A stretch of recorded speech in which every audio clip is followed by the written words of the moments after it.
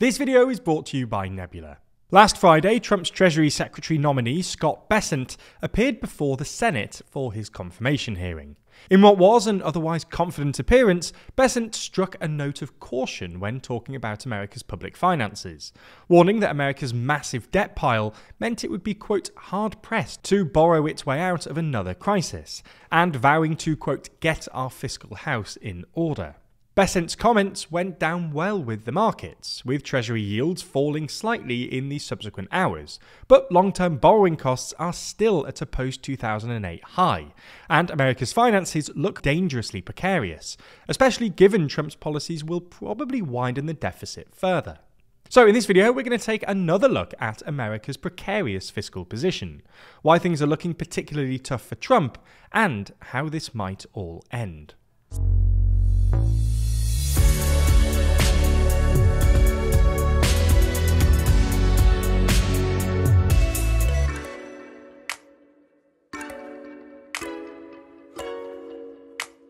Never miss an episode and always feel in the loop by subscribing and ringing the bell. So let's just start by taking a quick look at what's happened in the Treasury markets.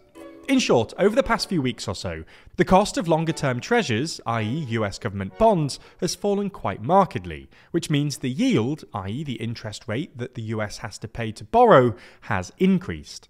The yield on the 10-year Treasury, for instance, which is basically the annual interest the US has to pay on treasuries that mature in 10 years, rose from a low of 3.6% in September to a high of 4.8% earlier this month, while the yield on 30-year treasuries similarly rose from just below 4% in September to just below 5% today. While that might not sound like a massive difference, and yields have come down a bit over the past few days, it's still pretty worrying news for the US. These are basically the highest rates since 2008, and what makes this even more remarkable is that this is all happening while the Federal Reserve is cutting interest rates. Usually, you'd expect cuts to interest rates to translate to lower borrowing costs, both for the private and public sector, and this is exactly what's happened in the past. So, why is this? Well, the truth is that no one knows for sure. More optimistic analysts claim it's because US economic data looks pretty good at the moment, and strong GDP growth will discourage the Federal Reserve from cutting interest rates further. This is because in a strong economy where confident consumers are spending lots of money, there's a greater risk of inflation, and the Fed won't need to cut rates to stimulate it and avoid a recession. If this is the case, this means that interest rates will stay higher for longer, pushing up borrowing costs, which would explain why Treasury yields are now rising. More pessimistic analysts claim it's mostly about Trump. In short, there's a pretty strong consensus that Trump's policies, including massive tariffs and tax cuts, will be inflationary. Tax cuts, for instance, will mean more household spending, putting upwards pressure on prices, while tariffs will make products more expensive, by either making imports more expensive or forcing consumers to buy more expensive American-made alternatives. And higher inflation will invite higher interest rates from the Federal Reserve.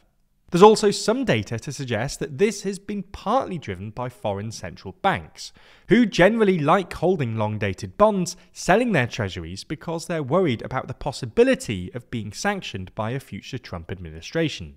But whatever the cause, this increase in yields is bad news for both America's public finances and Trump.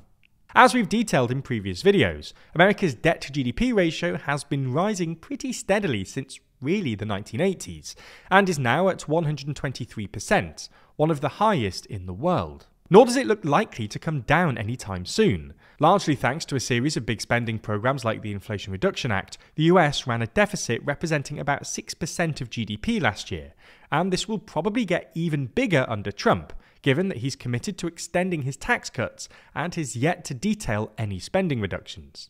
The Nonpartisan Committee for a Responsible Federal Budget, for instance, calculates that Trump's policies, as described during the campaign, would eventually push the deficit to 10% of GDP, a peacetime record. This makes steep increases in borrowing costs particularly dangerous, because they make it more expensive for the US to service, i.e. make interest payments on, its already enormous debt pile. For those of you who don't know, in 2024, the US spent nearly $1 trillion just making interest payments on pre-existing debt, which, for context, is about 15% of all federal spending. on a par with the Medicare and defense budgets. If Trump tries to borrow more or debt servicing costs rise further, there's a risk that the US gets stuck in a sort of doom loop, where higher debt servicing costs forces more borrowing, which means higher debt servicing costs, etc. So how does this all get resolved? Well, there are broadly three ways out. The first is an outright sovereign default, where the US just decides it's had enough and refuses to pay back its debts. This is deeply unlikely for a whole load of reasons, and Bessent ruled it out explicitly at his hearing.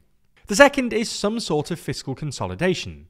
In short, Trump and co will see that yields are getting dangerously high, and cut spending or raise taxes to pay back some of the debt, bring down servicing costs, and restore confidence in the US's ability to pay off its debts.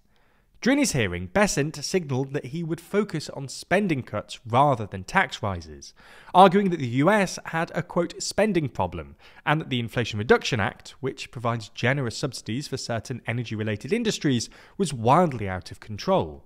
Conversely, Bessent claimed that not renewing Trump's tax cuts would cause, quote, an economic calamity. In this case, Trump might well turn to Elon Musk and his Department of Government Efficiency to find politically palatable spending cuts that can be framed as savings rather than cuts. However, if Musk and Doge can't find any easy spending cuts, and Trump decides that he doesn't want to do any difficult ones, then the last option would be a turn to what's called fiscal dominance. In short, Trump would continue spending and borrowing billions of dollars, then put pressure on the Federal Reserve to bail him out. While he's toned down the rhetoric recently, Trump has, in the past, made it clear that he's willing to lean on the Fed if he disagrees with it, even though that sort of undermines the Fed's nominal independence. If Trump pressured the Fed to print money or bring down interest rates to facilitate further borrowing, the Fed would be in a bit of a bind. They're supposed to be squarely focused on keeping inflation at 2%, not facilitating government borrowing. But they'd also have to take into account the risk of a debt crisis. Equally though, Trump would have to be careful here. If markets thought the Fed's independence was under threat, they could quickly lose confidence in the US and stop buying treasuries, exacerbating any debt crisis. Like a lot of things, this whole situation is very much in a state of flux. With us entering a new year and Trump re-entering the White House, well, the world has felt more stable, hasn't it? Every day we're faced with weird headlines, from Trump's attempts to take over Canada and Elon's wild ride in Europe, or even Trump trying to swap New Jersey for a shiny Charizard on the playground. Okay, that last one might not be real, but we do dive into the chaotic world of US politics in our series WTF USA. That's our series where we explain everything that's happened across the pond in the land of the free. Because while the election might be over, with Trump in the Oval Office, the number of WTF moments only looks likely to increase. Unlike some of our other more serious videos, the tone of WTF USA is more light-hearted, and takes something of an irreverent look at what's going on. If you're interested, WTF can be found exclusively on Nebula. Now, if you didn't know, Nebula is an independent, creator-owned streaming platform that specialises in thoughtful content. Over there, you can find creators like Wendover Productions, Real Life Law, and Legal Eagle, with many of them releasing their very own original series on the platform. We're super proud of WTF USA, and we hope that with your support, we'll be able to make other interesting, weird, and entertaining series with Nebula in the future. So signing up genuinely helps TLDR to grow and expand. You can also watch every normal TLDR video on Nebula ad-free, and in some instances before they land on YouTube. If you're not a member already, click our link in the description to get 40% off. We really hope you check out the series, and as always, thanks for your support.